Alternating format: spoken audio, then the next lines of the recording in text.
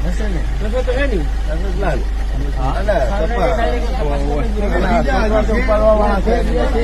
નથી કે 2-3 જણા છે, 2-3 જણા છે કોઈ.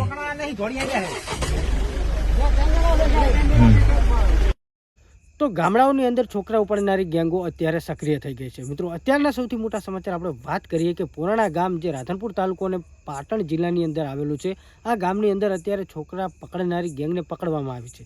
તો મિત્રો, ઘણા બધા તમે લોકો વિડીયો જોતા હશો, પણ આ વિડીયોને છેલ્લે સુધી જોઈ લેજો, કેમ કે આ વિડીયો તમે જોશો તો તમારું બાળક કદાચ બચી શકે છે. કેમ કે મિત્રો, અત્યારે ગામડાઓની અંદર ગામે ગામ રાત્રિ કે દિવસે જે છોકરા ઉપાડનારી ગેંગ છે એ સક્રિય થઈ ગઈ છે. એવો જ કિસ્સો અત્યારે સામે આવ્યો છે, જે આજે પુરાણા ગામની અંદર જે રાધનપુર તાલુકાનું ગામ છે પુરાણા ગામ, એની અંદરથી છોકરા ઉપાડનારી ગેંગને પકડવામાં આવી છે અને પોલીસના હવાલે કરવામાં આવી છે.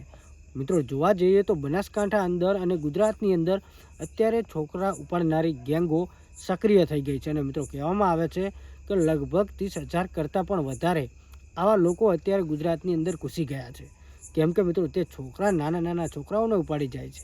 તો મિત્રો, શું આ ખરેખર કયા કયા ગામોની અંદર આવી ટુકડીઓ આવી ગઈ છે? તો મિત્રો, વાત કરીએ તો હમણાં સોશિયલ મીડિયાની અંદર તમે જોયા હશે ક્યાંક ને ક્યાંક વિડીયો કે જે અત્યાર સુધી તો શહેરોની અંદર આવા છોકરા ઉપાડનારી ગેંગો હતી, પણ અત્યારે ગામડાઓની અંદર આવા નાના નાના છોકરાઓને ઉપાડનારી ગેંગ સક્રિય થઈ છે, જે ખાસ કરીને શહેરોને ટાર્ગેટ કરતી હતી, શહેરોમાં રહેતા લોકોને. પણ મિત્રો, અત્યારે તો ગામડાઓની અંદર પણ લોકો સેફ નથી.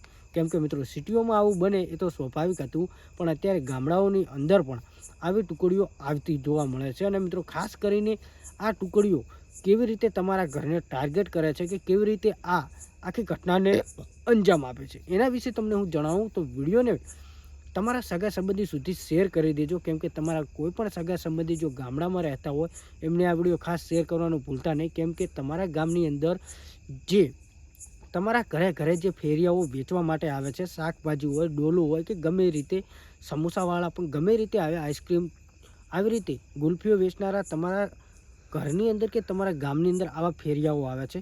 ખાસ કરીને આ ફેરિયાઓ હોતા નથી, આ લોકો હોય છે જે દિવસે છોકરાઓને જોશે, અથવા તમારું ઘર એકલું છે કે કેવા સુમસાન ઇલાકામાં છે, આ ઇલાકો તમારો દિવસે તે જોઈને જશે કે દિવસે બધું ચેક કરીને જશે. અને રાત્રિ દરમિયાન આ લોકો આવે છે. અને ખાસ કરીને જે અત્યારે પુરાણા ગામની અંદર પકડવામાં આવ્યો છે, તમે વિડીયો જોઈ શકો છો, એ પણ રાત્રિનો જ છે, જેમાં પોલીસને આ છોકરા ઉપાડનારી ગેંગ હતી એને એક હાલ વ્યક્તિ પકડવાનો છે, બીજા નાસી છૂટ્યા છે, પણ આને પોલીસને હવાલે કરવામાં આવ્યો છે. એટલે જ મિત્રો, ગુજરાતની અંદર અત્યારે આવી ટુકડીઓ સક્રિય થઈ ગઈ છે. માટે તમારા સગા સંબંધીને આ વિડીયો ખાસ શેર કરજો. કેમ કે તમારું બાળક તમારા એક વિડીયોના શેરથી તમારા સગા સંબંધી કોઈનું બાળક બચી શકે છે. અને મિત્રો, ખાસ કરીને જે દિવસે ફેરિયાઓ આવે છે એ જ લોકો રાત્રે છોકરા ઉપાડવા આવે છે. તો આવા જે પણ તમારા ઘરની આજુબાજુ તમારા ગામની અંદર જો આવા ફેરિયાઓ આવે તો ખાસ કરીને તમે ચેતીને રહેજો. કેમ કે તમારા ગામની અંદર આવા ચોરો કે આવા લૂંટેરાઓ કે આવા છોકરા ઉપાડનારી ગેંગ દિવસે આવશે અને રાત્રે તમારા ઘરે આવો અંજામ આપે છે. તો ખાસ કરીને વિડીયો શેર કરી દો. બાકી આ જે પુરાણા ગામની અંદર જે અત્યારે પકડવામાં આવે છે, જે વિડીયો વાયરલ થઈ રહ્યો છે, મિત્રો, પુરાણા ગામ નહીં, આવા તો ઘણી જગ્યાએ અત્યારે આવી ગેંગોને પકડવામાં આવી છે અને પોલીસના હવાલે કરવામાં આવી છે. પણ ખાસ કરીને ગુજરાતની અંદર અત્યારે આવી ટુકડીઓ ઘણી બધી સક્રિય થઈ ગઈ છે.